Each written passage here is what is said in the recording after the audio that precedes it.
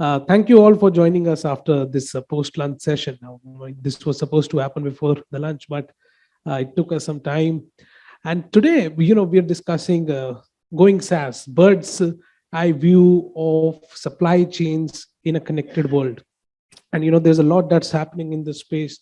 In October, I was at the India Mobile Congress, where Prime Minister Narendra Modi launched the 5G services.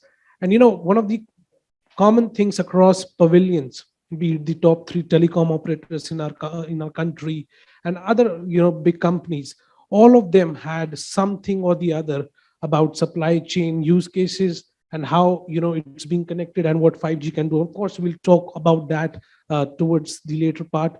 But in your opening comments, gentlemen, I want to understand that how the broad understanding and how the supply chain organizations, they are unifying their technology portfolio and shifting away from some of the legacy practices, especially after these 2 years of pandemic.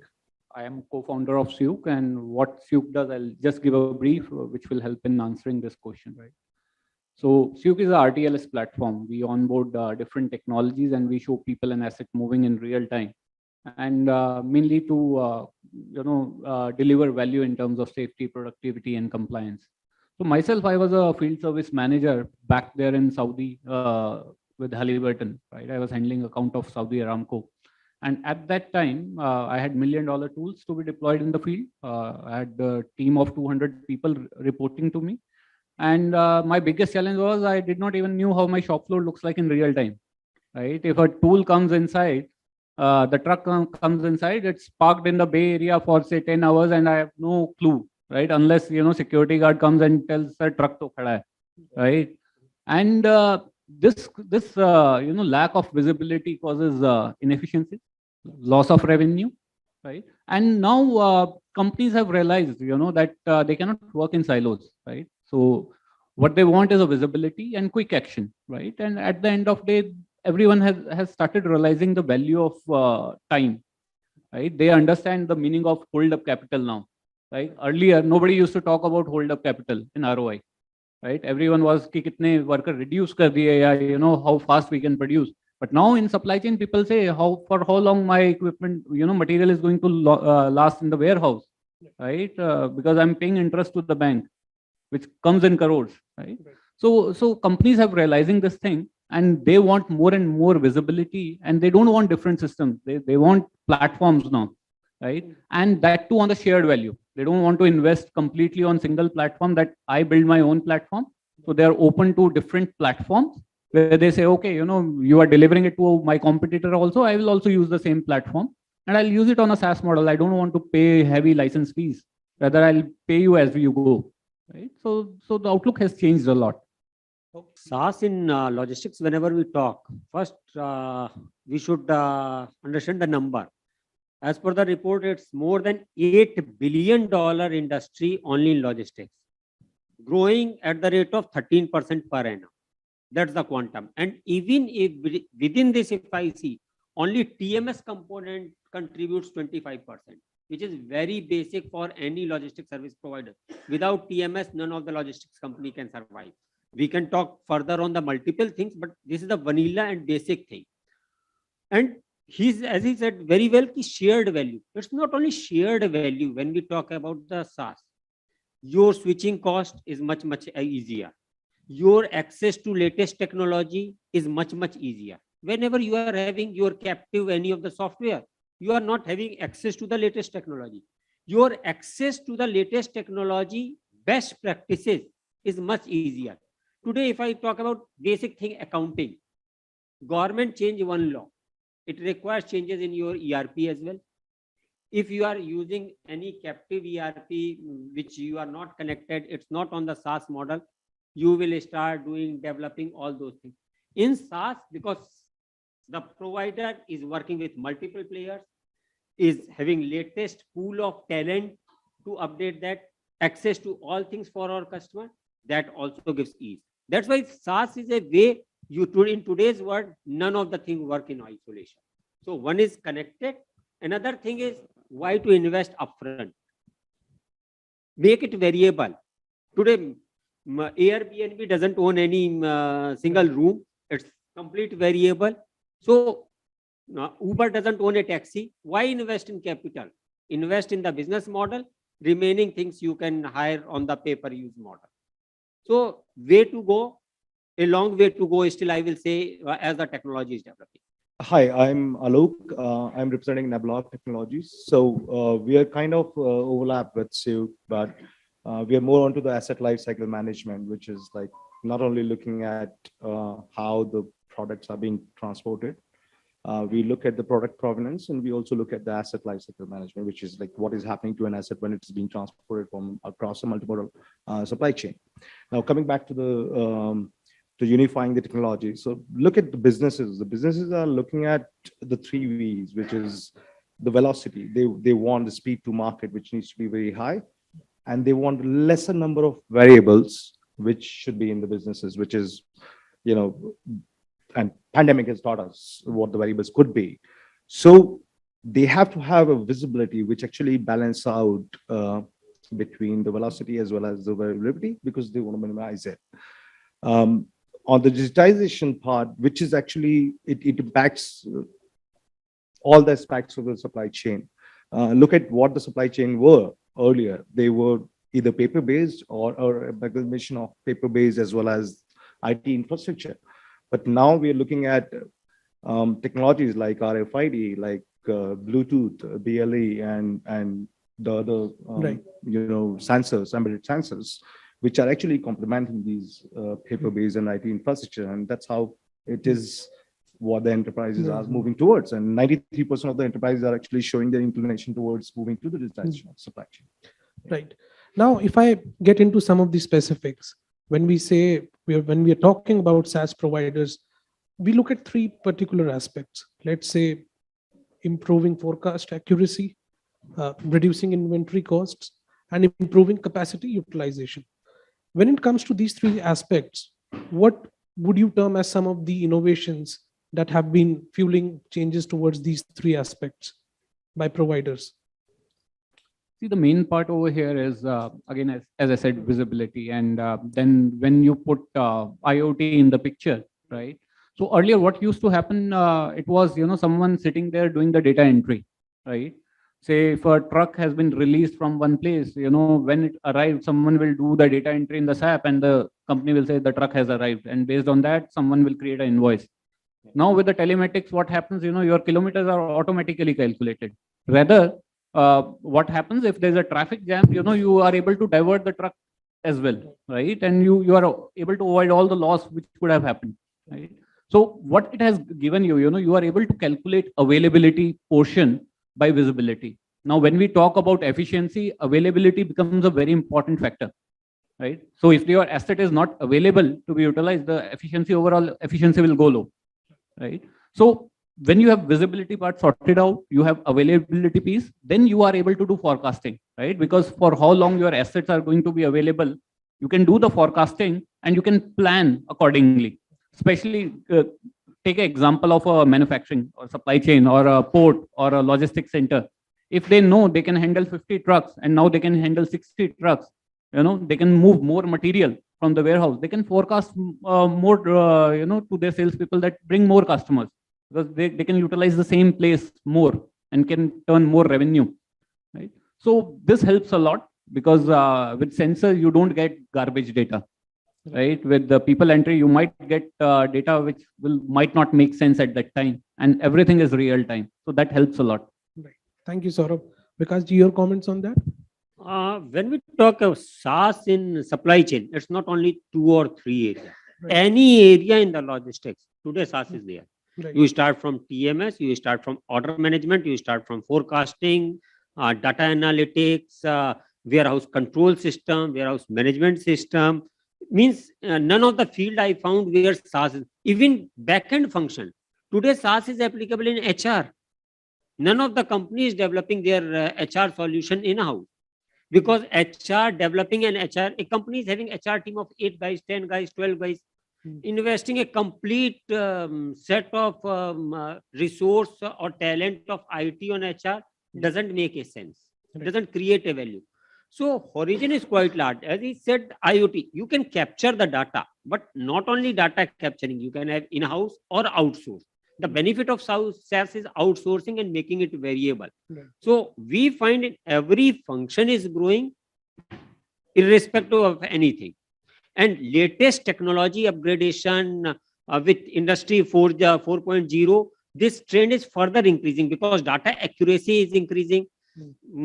Specialized companies are coming. Now, SaaS is completely, when we are talking SaaS for a logistics company, today's architecture of any company's IT system is not monolith. Right. It's modular. So when they are having on the modular, order management, I will take from you on the SaaS, TMS, I will take from somebody else, even TMS. I want updation of the last mile delivery that I can take on the SaaS model from third party. So modularity with SaaS is creating much, much larger value than only if I talk of only SaaS or taking a product from somebody single source. Right. Thank you. Alokji, your comments on that? Hi, I'll just add on a few specific points to the other side of the story, where you look at the example of a manufacturing unit. Manufacturing unit, they take about 6 to 8 weeks or 10 weeks to manufacture something. Now, when they are getting the orders from the customers across the globe, that's when they are manufacturing, or probably a little advanced. Now, what they don't want to overstock, because if something goes wrong with the customer side and you don't get the orders in time, you will be overstocking. Other way is that if the customer run out of the products, you are actually going to delay it for another 6 to 10 weeks. And that is what customer wouldn't like. So to have this forecasting very accurate, that is what the visibility and artificial intelligence gave us. That I'll cite an example that there's a customer the enterprises who are actually building the, say, fiber optic cable. They have the customers across the globe, which is like Mexico, Italy, everywhere. And they have the customer yards also. So customer yards, and it is the cable which has to be laid down under. So what they do, they wanted to capture so the product is gone to the customer, but they want to have a customer insight, which means they want to have how much they have consumed until now. Right. This is what the IoT and artificial intelligence can give them. If they can collect the data, the customer insight, how they are consuming the product, they are doing it. So they are upfront ready. So that will stop them from doing it actually from overstocking as well as running out of the products. Right. So this is what the accuracy of forecasting, which has been given by the SaaS and innovations. Right. Vikash ji, you pointed out one thing at the start of your answer, that it's not just these three aspects, it's the whole chain. But I want to understand from all of you, that's one aspect of post-buying experience that we were talking. What have been the innovations on that front when we come to that, if you would like to comment? When we talk about the customer front, then there are again tools. CRM tools are completely on SaaS. And latest you will say, CRM coupled with analytics on the SaaS model is creating a very good value from the marketing and if I see. Today, I will say, you click a product and how algorithm works on the back end. Machine learning learns it. And every company cannot invest on that side, that type of machine learning environment. Cost is a bigger factor on this. And what SaaS does today, if I talk about the blockchain, developing first, blockchain will not work in isolation. In the blockchain, there are multiple players. If a single service provider does, he cannot bring competition on that platform. That player cannot justify the cost. Right. So in such environment, also it works. So there are two aspects. One is the cost aspect is also there, which helps SaaS to a larger extent. Such type of innovation are highly capital intensive. When you are in a capital intensive industry, development cost is very high. So recovering that cost from your only single captive source might not be possible. That also boosts it. As you asked, customer end, I think most of the company I am seeing, they are investing heavily on this CRM as well as data analytics to understand the customer insight. Right. Thank you, Vikash ji. Saurabh ji, what is the scenario you're seeing unfolding in that space? So as a service provider, right, I'll tell you, for me, when I'm selling something on a SaaS model, right, it becomes very important that customer consumes it properly, right? So customer success is very important for us because it's not like selling a Mercedes, but it's renting out Mercedes, right? So if I sell a Mercedes, then okay, I have to just provide post-sale service, right? I have the money in my bank. But when I'm saying that take it on a lease, then if the customer is not using the Mercedes, he will say, okay, let's break the lease, right? And I'll be at loss, right? So at that point, it's very important for a service provider to make sure that the customer is realizing the value of the product you have given him to use, right? So customer success part becomes very important. And for that, we have put a lot of internal tools, probes and everything, improve the product. And how can we make it better so a customer gets the maximum return? So the way we also do the pricing is based on how much money we are making for the customer, right? Rather than for a new technology, you cannot price the technology that 100 rupees lagega, right? We have to see how much money you are going to make it for the customer, and for the customer to make that money, we have to make sure that customer is realizing the potential he can take from that product. So we are very heavy on customer success. We actually have a team of customer success to make sure that the customer is utilizing the product to the full use. Right. Thank you, Saurabh. Alokji, your views on that? So yeah, I agree with Saurabh. Though there are other aspects as well, because most of the time, enterprises are actually focusing on too much on the sales conversion, that they negate the value of having the secondary sale, which is you sell it to the customer and then probably do the marketing then there itself. So the customer experience, I mean, there are various innovations we have done on the customer success as well, where you are actually capturing how they are using it. And because the customer, when they buy it, they have the excitement of using a new tool or new product, and whether they are getting that value or not, exactly like the value creation, what you're doing the value creation for the customer. And this, how capturing it, whether it's like, a simple thank you note could really tell them that, we are there, though we have sold out the product, but we are there for you. And getting the feedback, which is a very strong mechanism we need to have, where the customer is giving you a feedback on what they're using, what their value proposition is. And then that's where you can help them how-tos and other supports and do the marketing as well. Right. Now, since we are talking about supply chains in the age of connectivity, becoming cyber aware becomes all that important. How can supply chains harden their systems to prevent them from any cyber intrusions? Because security is of vital importance. Alokji, if you would like to start.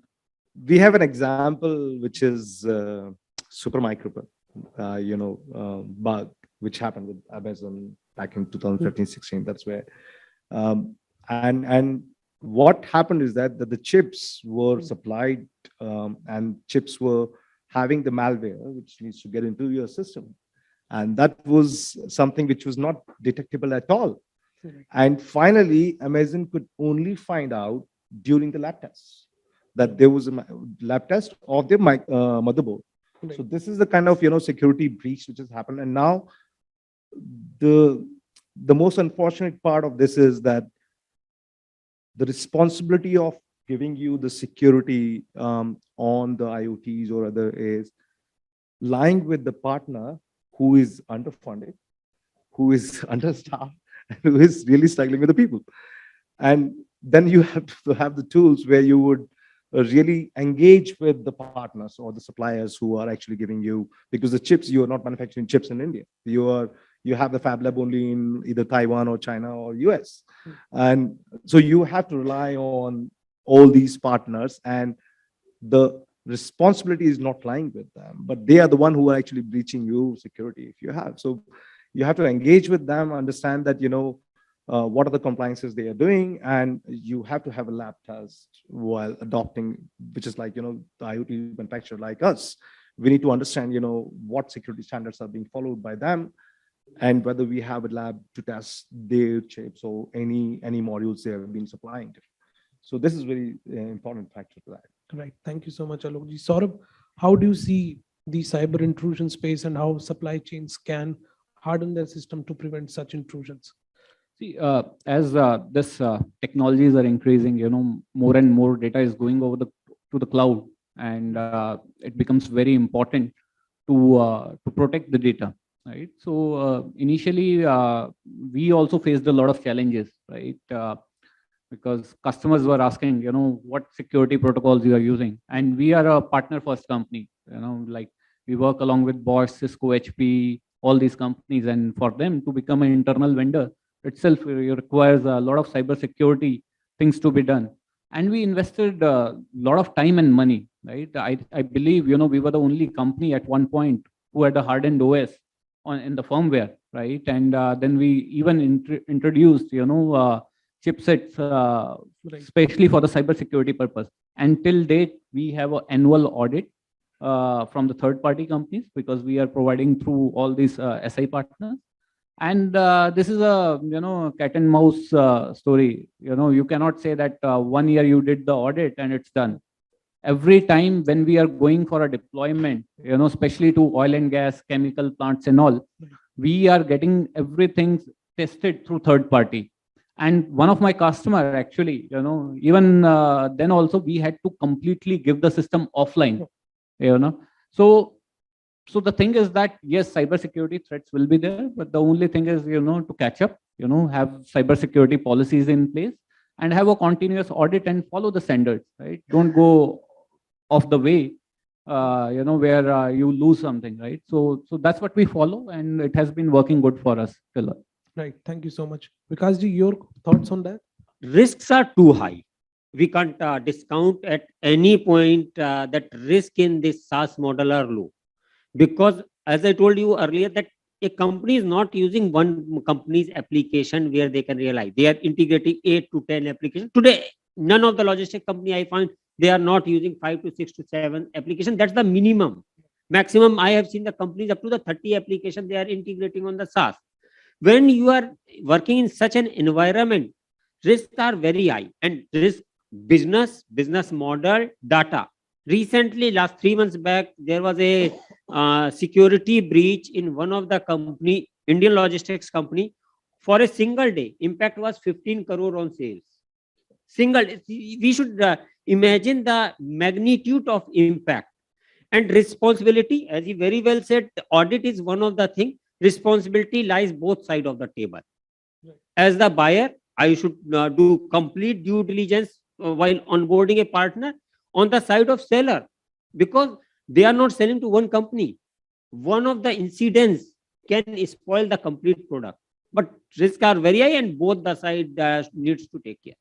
Right. Thank you so much. Actually, Yeah. I am working with Indian Navy as well. So Okay. Indian Navy, so Pan India Navy Operations works on our platform, and the biggest challenge with them was that they cannot have anyone on board with the best of the best certifications, and we didn't have certification. We started anyway. So they have some kind of top 20 SANS compliances and so on. They did extensive penetration testing, lab testing, everything on that part, and ended up in having all the encryptions in place, which is next to quantum encryption, because we don't have quantum computers as of now. But that's the level of encryption and the compliance you can do probably to avoid any security breach. Right. Thank you so much, Alokji. I'll go back to the start of the discussion, and that will be my final question to all of you.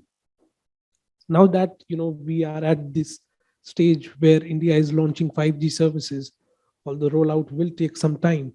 But one of the things that I really liked from the Prime Minister's speech when he was speaking at the India Mobile Congress 2022, and that was his message, especially to the youth, that don't treat 5G as something that will help you stream reels at a super fast speed, or help you stream movies on OTT platforms.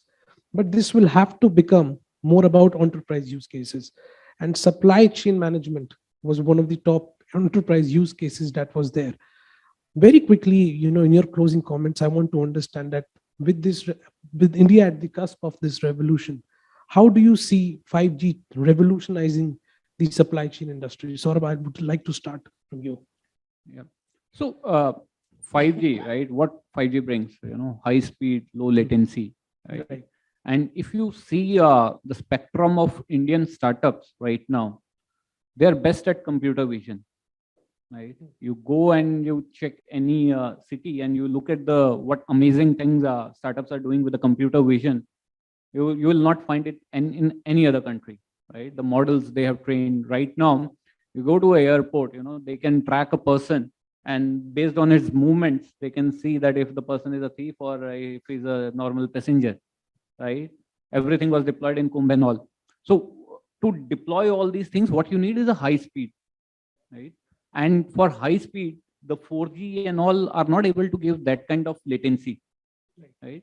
Now with 5G coming in picture, you can do all these applications and you can process the data over the cloud or even edge processing, and you can deploy the models at a very fast rate. Imagine, you're sitting in a public bus where CCTV is installed, and you can catch the pickpockets and all, right? Or you have a connected ambulances where the treatment is going inside the ambulance live while the patient is reaching the hospital. All these things are possible with 5G, which was earlier not possible.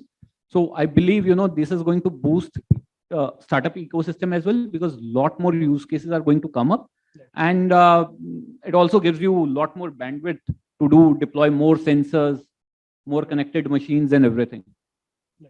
Thank you, Saurabh. Vikash ji, your closing comments on that?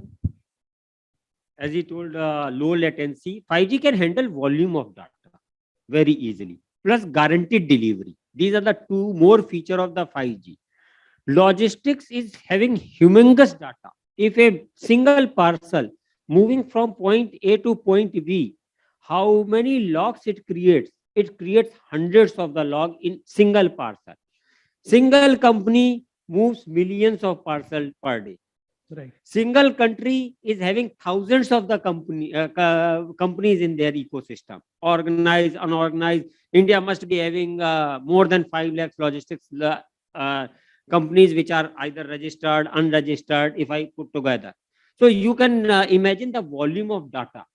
In such a cases, data should be accurate, right? Only then it will give certain results. Otherwise, system is garbage in, garbage out. There 5G becomes a big enabler. And that's why everybody is talking 5G industrial use case maximum on the logistics. It's not controlled environment. You are not working inside 4 walls of a factory. You are working across geography. Your geography can be anywhere, hilly region to the seas. He is working with Navy. He can visualize that connectivity at those are also required, data accuracy. That's why 5G is definitely going to revolutionize this supply chain to the next level. Right. Thank you, Vikash ji. Alok ji, quickly, your closing comments. So 5G is, I mean, my point of view is that 5G is not limited to the latency, only the latency. I mean, faster browsing and faster communication, that's one aspect of it. But how it is going to be revolutionizing is the machine-to-machine communication. You look at the examples of cobots, I mean, the collaboration of human and robots. That's where you have the large deployments across the globe. And 170 countries have already adopted the 5G. We are a little late, but we were a little late on 4G as well. But we overtook the whole world, and this is what we would do in 5G as well. So using the same set of people, using the same set of machines, we would be able to cover larger areas, larger things. So that is where the game changer is. And there would be a massive impact on the telecom industry, as you know, that these operator companies, they'll have to come up with a lot of size. 5G would really be increase the data multiplier. Yeah, it's a multiplier. So that's where we all have to be really going with the pace what we did with 4G, but it is going to change the way it's a paradigm shift in all the operations across the enterprises. Right. Yeah. Thank you so much, Alok ji. We'll close it. I'll just ask the audience if they have any questions for our panelists. No questions? Thank you so much. You were all that clear on the topic. Thank you so much, panelists, for your time this afternoon. Ladies and gentlemen, can we have a round of applause for all of them for giving us that authentic commentary on how supply chains are in today's connected world. Thank you so much, panelists, for your time.